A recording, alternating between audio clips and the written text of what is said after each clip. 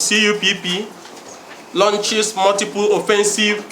to stop President Buhari-led APC federal government from borrowing and accessing $22.7 billion foreign loan. The Nigeria Opposition Coalition CUPP, acting through one of the registered political parties / coalition member, has just commenced a legal offensive to stop the proposed borrowing of the sum of $22.7 billion by the Buhari government, and also written to all the lenders to halt the loan request in view of the pending legal action. The loan, being sourced from various international lenders, is viewed by the opposition as a poorly executed plan to sell Nigeria into economic slavery and financial colonialism, for which Nigeria was redeemed by the President Olusegun Obasanjo administration. We declare that the loan request by the President is the greatest singular act of disservice any leader could have done to this country. The loan request is riddled with project lopsidedness, lack of financial prudence, secrecy, plan to use loan for frivolous projects, overcosting of projects, corruption, misapplication, and incompetence. Nigerians must know that of this loan, consultants are expected to take an alleged whooping 40% of the loan, while projects are to purportedly take the remaining 60%. The opposition have taken this patriotic action because we believe that President Muhammad Buhari-led corruption-weakened government is just sourcing for funds to consolidate the APC government looting jamboree and use the leftover to prosecute the 2023 general election, and not for the pretense of infrastructure development which is shoddily presented to the National Assembly. We therefore condemn the rubber stamp leadership of the Senate for forcing through the approval of the loan by the Senate, even when senators had not seen the breakdown of the loan expenses as required by law. The Senate leadership has clearly shown it is not on the side of the people, and it is not representing the Nigerian people but their selfish interests. Their unpatriotic stand on national issues and lack of vision has become all the more apparent and have turned the Senate into a chamber filled by political hallelujah boys. Fellow Nigerians, the exchange rate of the dollar, due to certain vagaries, including gross mismanagement of our economy, is now chasing 400 naira to a dollar. This means that at this rate, the 22.7 billion loan will be equivalent of 9 trillion and 8 billion naira only. This is more than the entire 2019 budget and just a little less than the entire 2020 budget. How can a government borrow its entire budget, yet citizens are in debt as the content of the loan package? This loan request is the height of Buhari's APC-led government insensitivity, irresponsibility, and wickedness. Fellow citizens, both indigenous and foreign experts have pointed out the unsustainable trajectory of our country's debt with the current upswing in borrowings. Nigerians will one day wake up to find that they are not tenants in their own house. The Muhammad Buhari regime would have sold our dear country to China and some nations in Europe. The opposition cannot sit and watch President Buhari squander our present and our children's future. Our nation leaders work hard to clear Nigeria's foreign debt after the return of democracy in 1999, and the opposition will not allow any government to plunge Nigeria back into another debt. It has become manifestly clear to the Nigerian people that what our president, Muhammad Buhari, needs is ideas and competent hand, and not the $22.7 billion loan request. The problem with Nigeria is not lack of money, but lack of governance capacity in the regime, which from all available indices has made our economy worse, security precarious, and life very cheap. This regime is indeed a disaster. It is peopled by political hallelujah boys. We warn of the lack of capacity by the APC and their master whose idea of Koboko economies is now outdated. It is a government high in sound but empty in ideas, parading students of home economies who grandstand at world-class economies. We have a government that is more interested in its uninhibited quest for power and holding on to power than knowing what to do with the power for the benefit of the people. After hijacking the parliament, emasculating the judiciary, and crushing the electoral process, Nigerians are now faced with the consequences of a regime that is hustling like traders in Alaba market for Chinese and other foreign loans. Nigeria has now been thrown into a state of economic hiatus and quagmire. This is a loan bazaar, a frivolous borrowing, unsustainable come and chop, and modern-day economic slavery. Unemployment, insecurity, crushing debt burden, unbridled corruption, emasculation of government institutions, impunity, etc. are now the order of the day. Otherwise, how could a government want to borrow $500 million, which is the equivalent of 200 billion naira, only just to pump into its propaganda TV machinery called NTA?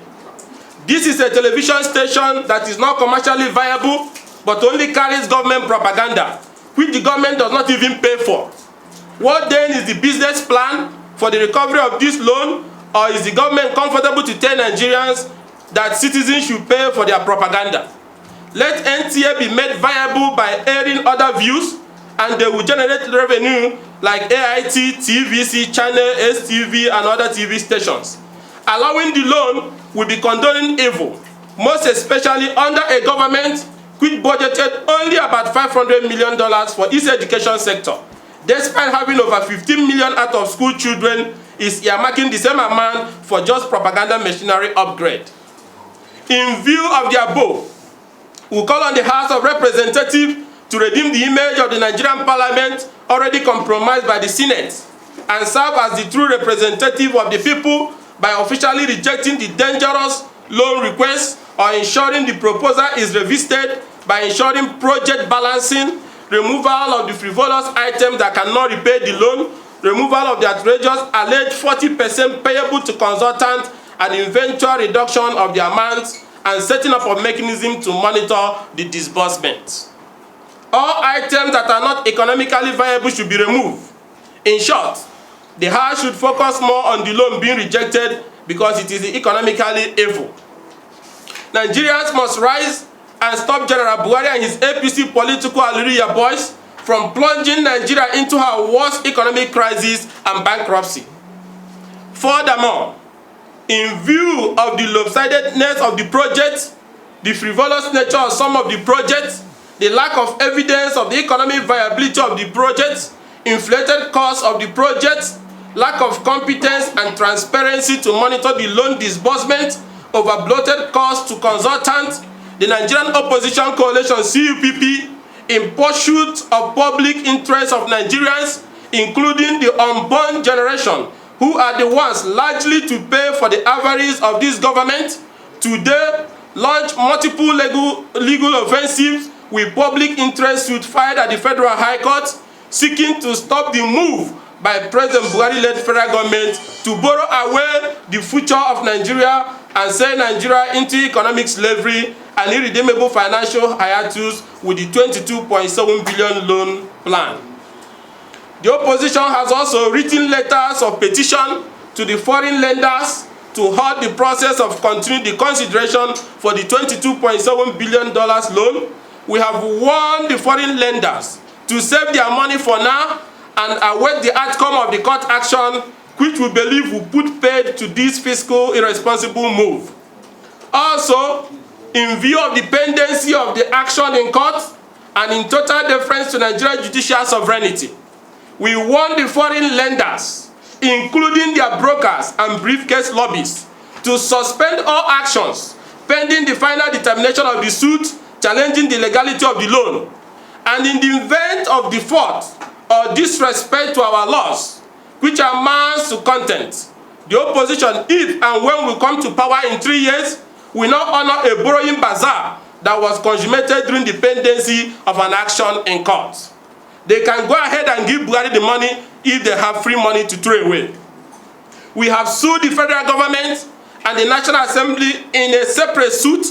and also sued the foreign lenders to stop them and their agents from mortgaging our economic future by consummating a faulty loan deal which will put their depositors' money in danger, and also fund an Owembe urge and shopping extravaganza of a government weakened by corruption and lack of competence, and now hustling for loans on the streets of China and Japan to cover their financial recklessness that have put Nigerian economy into dancing a lantern dance of death.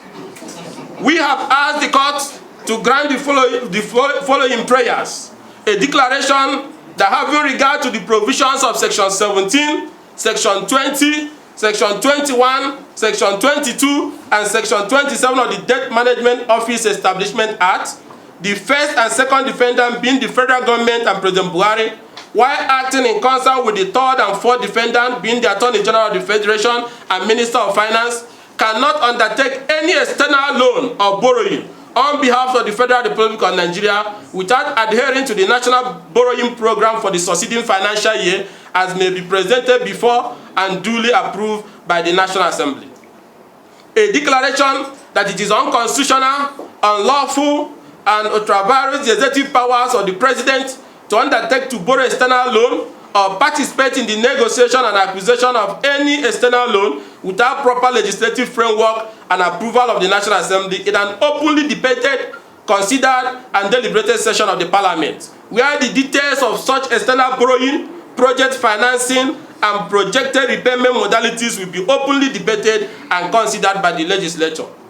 A declaration that the purported approval of the National Assembly for the external borrowing by the President, having not been done in accordance with the legislative procedure of open debate and consideration of executive requests, is null, void, and of no effect whatsoever.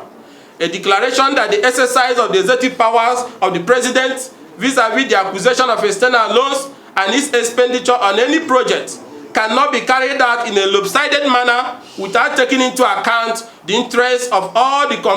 component federating units, or in a manner that ensures predominance of some states or geopolitical zones over others, or imbalanced economic development, or disregard to the entrenched principle of federal character. That it is unlawful and unconstitutional for the finance minister to offer or undertake any guarantee for the requested external loan made by the President when the terms and conditions of the said loan has not been duly laid before, considered, and approved by the National Assembly as mandatorily stipulated under the law.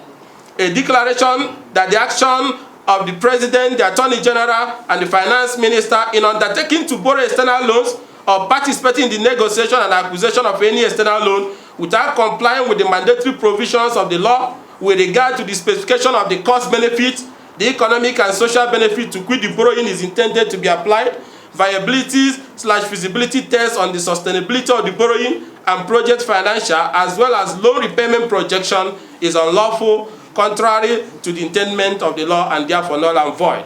And order setting aside or nullifying any request for approval for external borrowing made by the President to the National Assembly for being unconstitutional, ultraviolates the powers of the President, and for non-compliance with the law.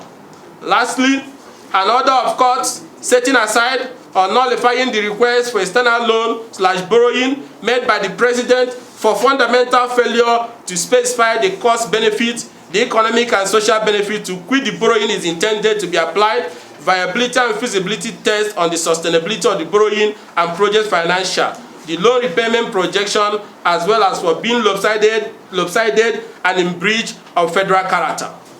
We hope to salvage Nigeria yet again from the precipice. Our patriotic interventions since 2018 have saved the country multiple times from imminent collapse, and we shall continue to do so for the sake of our children and their children.